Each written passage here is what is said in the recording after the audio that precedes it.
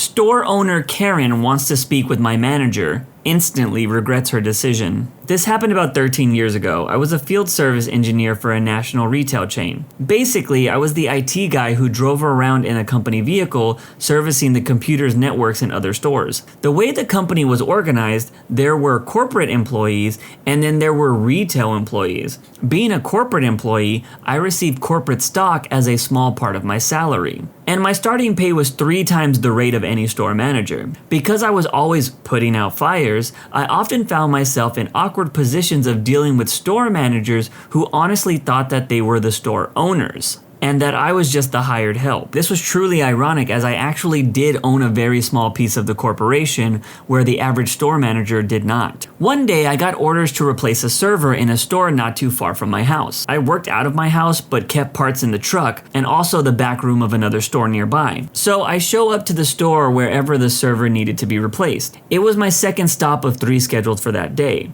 I walk in the store wearing my very obvious corporate uniform and name tag with the logo. The store owner, retail manager, instantly demands to know what the hell I am doing in her store. I get this all the time, nothing new. I calmly explain that my boss wants me to upgrade one of the store's servers, hardware replacement. I even show her where it is that I will be working. I explain that it'll take about an hour and that the POS registers might go offline for about 5 minutes. She isn't happy, but she reluctantly allows me into the room where the server is and I start working. When I'm just about done, the POS registers go down as I am switching them to the new server, which is not fully hooked up yet. It was at this point when I realized I had forgotten to bring in a couple of cables that I need to finish hooking up the new server into the store network. So I run out of the truck to get the required cables. I'm gone about 2 minutes. When I get back, the store manager is sitting at a table in front of the server, and she's got food spread out all over the table.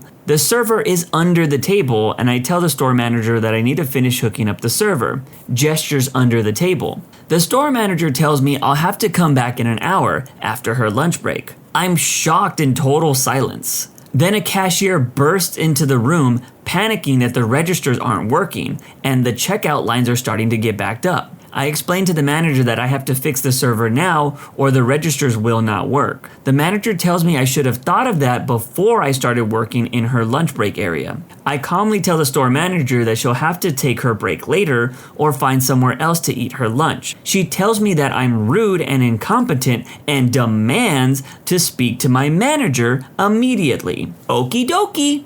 I call up my manager using my corporate issue iPhone and quickly explain the situation, and then walk into the server room to hand the iPhone to my store manager. While she's on the phone with my manager, I head out to the front of the store to explain and apologize that the registers are going to be down for a few more minutes. I can't hear exactly what the store manager is telling my manager, but I can tell that it's a heated conversation, and I clearly hear the word fired mentioned a few times. It's clear that the store owner, retail manager, wants me to be fired for daring to try to interrupt her lunch break. Unfortunately for her, my district supervisor was about 5 or 6 levels above the retail district manager. So that store manager was complaining loudly about interrupting my work to the manager of her manager's manager's manager's manager's manager. A few minutes later, the store manager walks out of the room awkwardly balancing bits and pieces of her lunch spread. I immediately go back to work getting the new server up and running and rebooting the POS registers so that they will sync on the new server and cashiers can get back to work. Everyone is happy now except the store owner because her lunch break was ruined. The main part of my task is now done,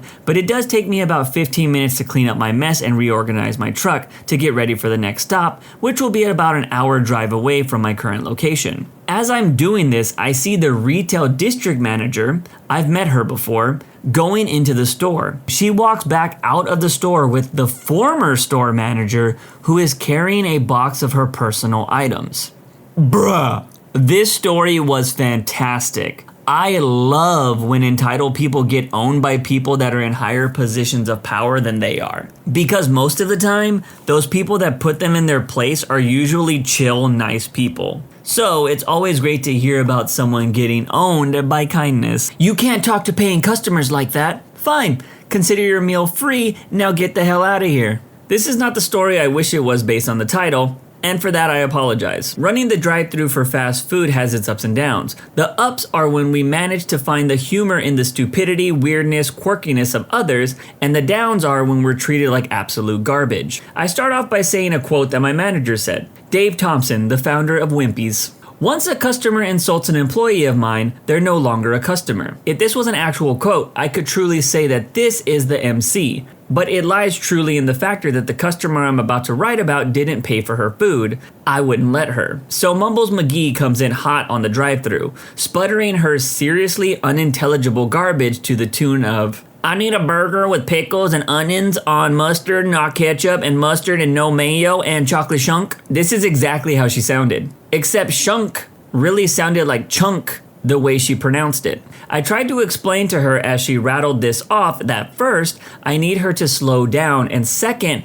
I needed to know what burger. We have a 2-ounce and a 4-ounce burger. Third, it works better when customers say what they do want or what they don't want as a very distant second, but still doable. I once had a customer list 10 things they didn't want. It was probably Julia Stiles, a la 10 toppings I hate about you, R.I.P. Heath Ledger. However, listing the things that you want combined with the things you don't, then unnecessarily repeating the unimportant information is just confusing. I decided to ask her, okay, do you want a Dave single or a junior hamburger? And what toppings do you want? Mumbles continues, oh my god, I want a burger with... I can't even say what she just said, and a chocolate chunk. I managed to get the toppings she wanted by some miracle, then I asked about the chunk. To be clear, it sounded like chocolate chunk, which is a cookie we have. We also have Frotties, which is a shake, I guess. All this time, my shift supervisor is hovering around, and my fellow employees are getting antsy knowing stuff is about to go down. Then it does. Are you stupid? Oh my god, a shrimp me shrimp.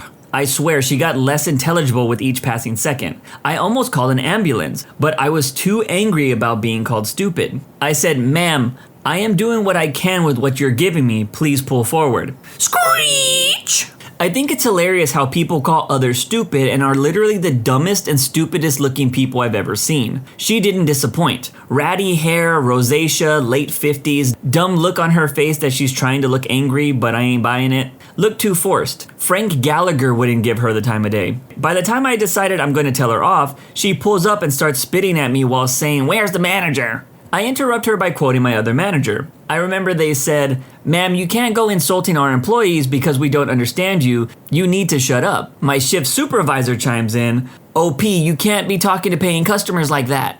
Enter malicious compliance. I since shut the window on her, as she is still continuing to yell to the open air. While my shift supervisor knows that I'm mad, he decides to back down on this as I tell him how little I care about this terrible paying job, and I'll have 2 more like these by the time I get home, and that management needs to care for us. We just got done with an ordeal where a customer called one of our employees the R word, and the management paid lip service to us but still apologized to the customer. What a two-faced twat burger. I was so mad that I was willing to pay for her food so I could tell her off. That's what I did. I handed out her food, wouldn't let Samantha collect on it. "Here, we don't want your greasy, dumb money. Get the hell out of here and don't come back without an apology letter." Pre-date, the shift supervisor knew exactly what this woman was ordering because she's done this BS before to other employees, evidently. I can't believe that they let her keep coming back. I'm taking a stand on this one, and I never paid for her food. I just let the terrible supervisor figure that out. She never paid, but I'll be damned if I'm actually going to pay for her.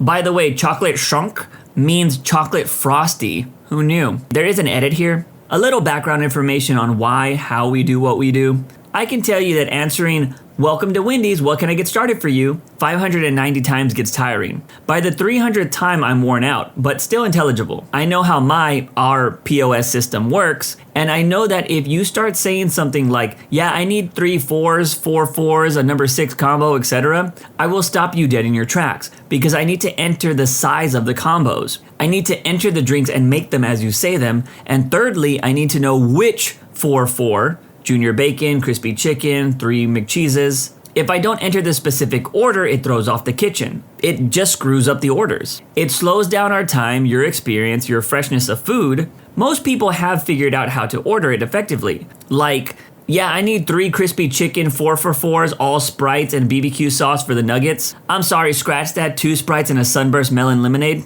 Love that guy. We've tried the listening thing, and you ordering your regular burger with no vegetables just isn't on the menu. I could sit there and let you say everything you want to say, but guaranteed I'm going to just make you repeat most of it, if not all of it again, because of the order in which we've been trained to enter the combos, meals, drinks, nuggets, sauce, etc. And it's also about the sound system. Ours is pretty good, but the speakers project our voice rather thinly. Man, I've always went by the rule of you don't mess with people that make your food, and I will continue to live by that statement until the day I die. Customer accuses me of being a con artist and incompetent because he was $50 short. So this happened today, and it was just so wild and funny, I have to share it. So for those of you who may not have seen the previous post, I work as a delivery driver for a building supply store. I've never had any issues with those I deliver to, because if something is wrong with their order, I just point out that I was just given the papers of what to deliver and where to go. Or I admit that I forgot something. They understand that and they direct their frustration at the staff who made the order wrong. Or if I forgot, they appreciate the effort of me arranging to get their missing items. Today was the first extremely irate customer I had to deal with. A guy ordered close to $3,000 worth of material.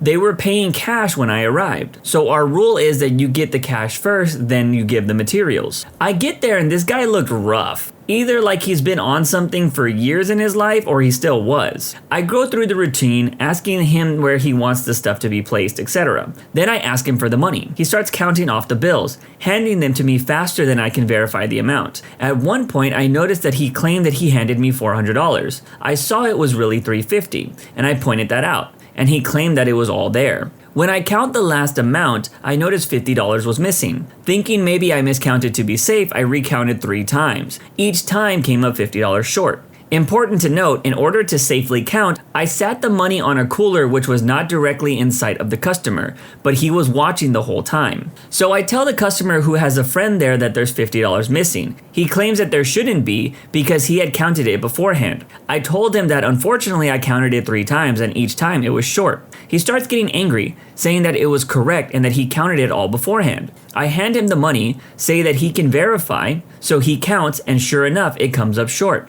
He starts saying that he doesn't understand, he counted everything. Then said, I don't know what kind of con job you're trying to pull. I told him I wasn't, just that $50 are short, and I can't leave any materials unless I get the full amount. He gets madder and madder by the second. He points to his friend and says that he was there when he counted, which the friend replies, I only caught glimpses. And he suddenly says to me, so now you have 2 witnesses against me. I told him everyone is human, we all make mistakes, so maybe he miscounted. I pointed out how I noticed $50 missing when he handed me the $400. He didn't like that. His voice is getting higher and higher and accusing me of taking the money. He starts to swear, saying I don't know how to count, or I pocketed the money, just every kind of blame he could think of where it was my fault. Most of them involving me stealing from him or conning him. My voice started to raise too. I tell him if he's just going to accuse me and say all this stuff, I'll take the order back and he won't get anything. He keeps yelling, so with the money still on the cooler where we counted it, I told him all your money is there, you aren't getting your order. Send someone who has bleeping brains, who knows how to count, and is competent. I'm going to call your boss and get you fired.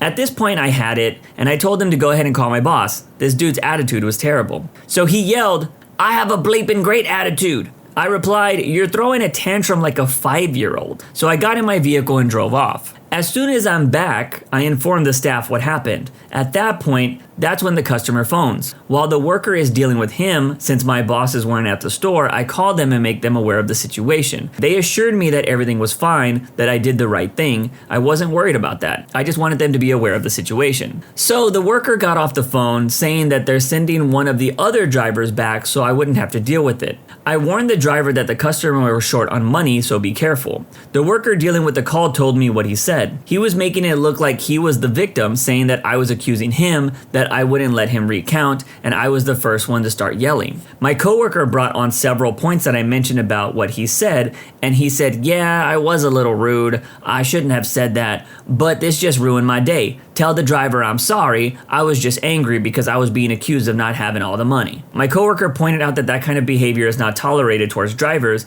and I was following the rules for not giving an order when I haven't received full payment. They told the customer that I am extremely competent and that I know how to do my job, and that if they say it's short, they believe me. The worker tried to keep control of things and said, "I'm just trying to meet you in the middle. We are all human, we all make mistakes. Maybe my driver miscounted, maybe you did, maybe a bill fell on the floor." All the while, he was trying to make it seem like he was wronged. So my coworker comes back with the full amount and the order gone. He explained to me how $50 was still missing and that the customer had to go into his wallet for the missing amount. Then the customer went on for 10 minutes about how I was rude, how he doesn't understand why anyone would risk their job stealing $50 from a customer, and how he never wants to see me delivering to this place again. My coworker just told him, "I'm just here to drop things off and get the money, man. I don't know what happened, what was said, anything like that." I don't know if he said it to the customer or if it was under his breath, but he said, "And as for him not coming back to your place again, the feeling's mutual." Apparently the customer said that he likes everyone at the store except me, and he expects them to make things right. So if I hear any more, I'll definitely do an update post. If you have never worked in customer service before, the one thing I will tell you is the biggest lie about customer service is the idea that the customer is always right. I'm not sure who invented that saying, but it must have been invented during an era where people had a lot of respect for each other, because nowadays, the customers that complain are mostly wrong. That's it for today's video. If you want to make sure you don't miss out on any content, hit that subscribe button and make sure you hit that bell to turn on notifications. If you want to finish listening to all those stories, use the playlist at the top of the description. And if you're someone who live streams and needs copyright-free music, check out the Cream of the Crop music by searching Cream of the Stream on Spotify or whatever music platform you choose. Remember, it's free.